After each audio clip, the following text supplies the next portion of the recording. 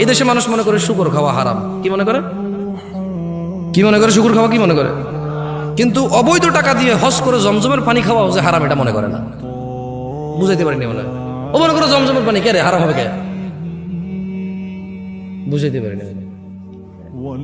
আচ্ছা শোনেন, আমরা শুকর কি জন্য খাই না? কি এটা হারাম এই জন্য নাকি মনে চায় না তাই? কোনটা?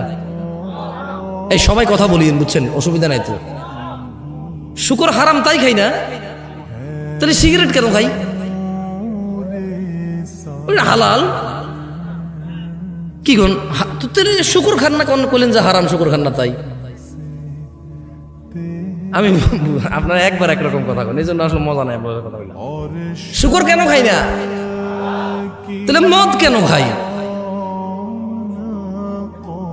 মদ খাওয়া ছেলেটা কিন্তু শুকর খায় না কেন? নাম নিলে তো 40 দিন ওযু থাকে না। আস্তাগফিরুল্লাহ।